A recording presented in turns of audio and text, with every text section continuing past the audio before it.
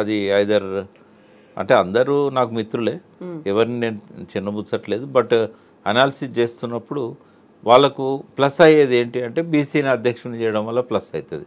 అది మున్నూరు కాపు సామాజిక వర్గమైనా ముదిరాజ్ సామాజిక వర్గమైనా ప్లస్ అవుతుంది. బట్ అది చేస్తారా లేదా అనేది చూడాలి. సో ఇప్పుడు మహేష్ కుమార్ గౌడ్ ఇంకో కీలకమైనటువంటి వ్యాఖ్య చేశాడు. బీఆర్ఎస్ 3 ముక్కలాట కొనసాగుతోంది, కేటీఆర్, హరీష్, కవిత అనేది.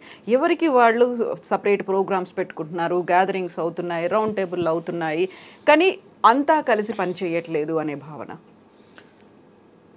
పార్టీలలో ఇటువంటి వాతావరణం అవసరం. ఎందుకంటే ఒకరి పట్ల కోపం ఉన్న వాళ్ళు ఇంకోరి దగ్గరికి వెళ్తారు. వీళ్ళందరూ ఒకటే పెట్టారనుకోండి, ఇంకో పార్టీకి పోతారు వాళ్ళు. కాబట్టి అసంతృప్తి ఉన్న వాళ్ళు, ఇట్లాంటి వాళ్ళు ఇప్పుడు చేయడం, ఇట్లా కొంత డిఫరెంట్ యాక్టివిటీస్ చేయడం అనేది అవసరం కూడా. ఇండిపెండెంట్గా కవిత గారు ఇండిపెండెంట్గా పోతున్నారు, హరీష్ను కేటీఆర్ కలిసే పోతున్నారు. అంటే పార్టీ వేదికల మీద కానీ ఎక్కడ కానీ అది కొన్ని ఇప్పుడు స్పెక్యులేషన్స్ వస్తాయి. మొన్న వాకౌట్ చేసినప్పుడు కవిత గారు చేయలేదు, ఆమె అందులో ఉండి మాట్లాడి వచ్చింది ఆమె. అంటే ఆమె ఏమనుకున్నదంటే వాయిస్ పోవాల్సిన అవసరం ఉంది అనేది. కాబట్టి దాన్ని అంత మాత్రాన మనం పార్టీ నుంచి ఆమె దూరం అవుతున్నదనో లేకపోతే ఇంకేదో ఆలోచన ఉందని అనుకోవడం కరెక్ట్ కాదు. బట్ ఆమె ప్రోగ్రామ్స్ అన్నీ కూడా పబ్లిక్ ఇష్యూస్ని తీసుకొని ముందుకు పోవాలి. ఆమెకు ఒక ఎంటిటీ ఉంది జాగృతి అని, అది టీఆర్ఎస్లో భాగం కాదు. టీఆర్ఎస్లో భాగం కాకుండానే అది ఎమర్జ్ అయింది. లాస్ట్ 17 years నుంచి ఉన్నది, అది 17-18 years అయింది ఆర్గనైజేషన్ పెట్టి. ఆమె చాలాసార్లు బతుకమ్మే కాకుండా రకరకాల కార్యక్రమాలు దాని తరఫున తీసుకున్నది ఆమె. కాబట్టి ఆ రకంగా ముందు పోవడాన్ని ఎవరు తప్పట్టాల్సిన అవసరం లేదు. అయితే ఈ మధ్య కాలంలో ఫామ్ హౌస్లో కేసీఆర్ మాట్లాడారు, అక్కడికి తనను కలవడానికి వచ్చినటువంటి కార్యకర్తలు, నాయకులతో, ఈసారి కొడితే మామూలుగా కొట్టను, చాలా బలంగా కొడతాను అనే మాట. తొందరలోనే నేను బయటకు వస్తాను అని. నిజంగా తొందరలో బయటకు వచ్చినప్పుడు కార్యక్రమం అనేది ఎలా ఉంటుంది అనుకుంటున్నారు మీరు? అంటే రేవంత్ రెడ్డి ఆయనకు మ్యాచ్ కాదు కదా. ఇప్పుడు రేవంత్ రెడ్డి ముఖ్యమంత్రి కావచ్చు, బట్ కేసీఆర్ గారి పర్సనాలిటీ ముందు, ప్రజల్లో ఆయనకున్న ఇమేజ్ ముందు రేవంత్ రెడ్డి నిలబడలేడు. ఆయన చెప్పాల్సిన అవసరం లేదు ఆ మాట. బయటకు వస్తే అదే జరుగుతుంది, కానీ నేను కొడతాను అని చెప్పాల్సిన అవసరం లేదు.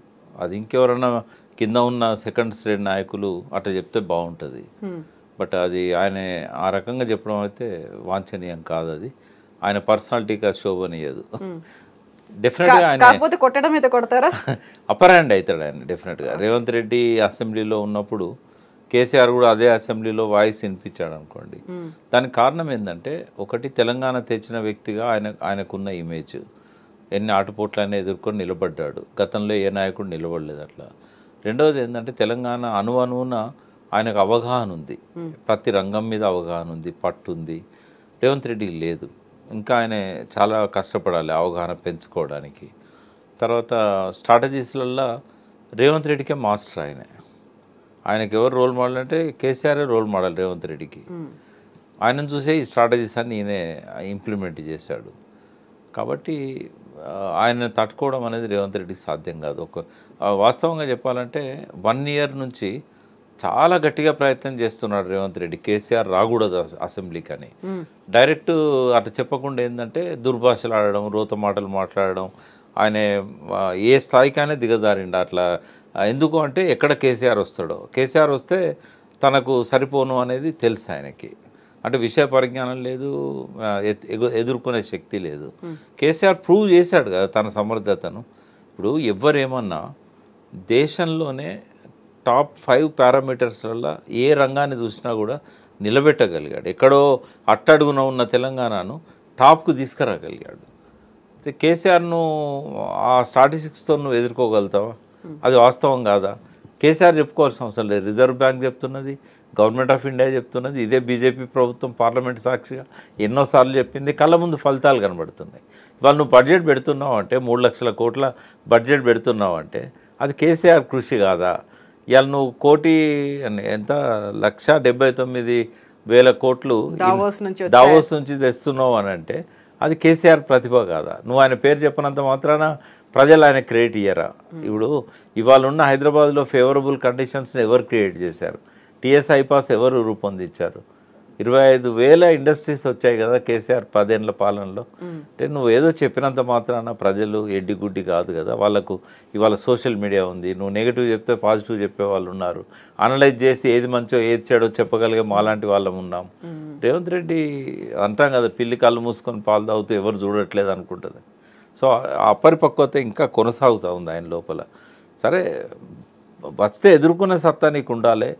నువ్వు ఒకవేళ తప్పు చేస్తే నాకు స్టాటిస్టిక్స్ మీద అవగాహన లేక మాట్లాడినాను ఒప్పుకునే పరిస్థితి ఉండాలి. కానీ ఆయన రావద్దు అనేది ఎక్కడిది? ఆయన రావద్దని కోరుకుంటున్నాడు. అందుకే ఇంతకాలం ఆయన ఇష్టం వచ్చిన దుర్భాషలు ఆడాడు.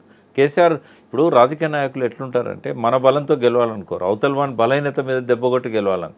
కేసీఆర్ బలహీనత ఏంటంటే ఇటువంటి వాళ్ళ ముందు ఆయన కూర్చోలేడు.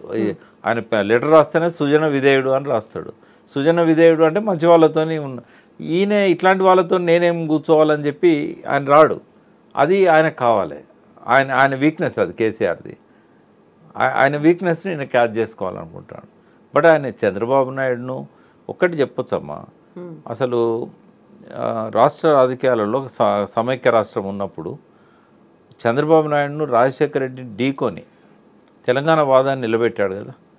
మరి ఈయన గురువు కదా ఆయనే చంద్రబాబు నాయుడు. ఒకసారి ఆ గురువు దగ్గర పోయి కూర్చుంటే ఈయనకు అర్థమవుతుంది. ఆయన చెప్తాడు పెట్టుకోకరా బాబు వాడితోనే అని చెప్తాడు. కానీ రేవంత్ రెడ్డి ఏంటంటే ఆయన గురువుకే సాధ్యం కాని దాన్ని ఆయన ఎట్లా సాధ్యం చేయగలుగుతాడు? కేసీఆర్కు రాజశేఖర రెడ్డిని చంద్రబాబు నాయుడుని ఢీకొన్న వ్యక్తి రేవంత్ రెడ్డి ఒక లెక్కన ఆయనకి. కాబట్టి ఆ మాటలు ఆయన చెప్పకుండా ఉండాలి. రెండవది ఏంటంటే ఆయన వ్యవహార శైలిలో కూడా మార్పు రావాలి. మనం కూడా ఇంతకుముందు చాలాసార్లు అనుకున్నాం. బట్ ఇప్పటిదాకా ఏ ఎఫర్ట్ ఫామ్ హౌస్లో జరుగుతున్నట్టు నాకు కనబడట్లేదు. ఉద్యమకారులను పిలవలేదు, మాలాంటి వాళ్ళని పిలవలేదు, ఎవరితో అంటి కాకుండా ఎట్లాగో ప్రజలు మమ్మల్ని ఎన్నుకుంటారు, కాంగ్రెస్ మీద వచ్చిన వ్యతిరేకత అంతా మాకే అనుకూలంగా అవుతుంది అనే భ్రమల్లో కేసీఆర్ ఉంటే మాత్రం మళ్ళీ ముఖ్యమంత్రి కాలేడు ఆయన. ఎందుకంటే కొత్త శక్తులు వస్తున్నాయి. ఆ కొత్త శక్తులతో సమన్వయం చేసుకునే విధంగా పార్టీని బలోపేతం చేయాలి.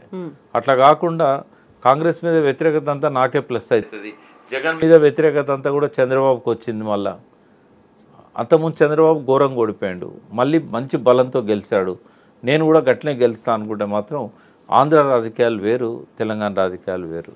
నెక్స్ట్ ఎలక్షన్స్ అంత సాఫీగా జరగవు. ఇప్పుడున్నట్టు డెఫినెట్గా కొత్త పార్టీలు వస్తాయి, కూటమి వస్తుంది.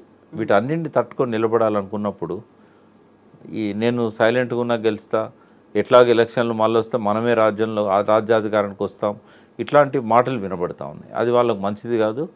వాళ్ళు ఎక్స్పెక్ట్ చేయలేని స్థితిలో నెక్స్ట్ ఎన్నికలు జరుగుతాయి. ఎస్ ప్రకాష్ గారు, థ్యాంక్ యూ సో మచ్ అండి. Thank you.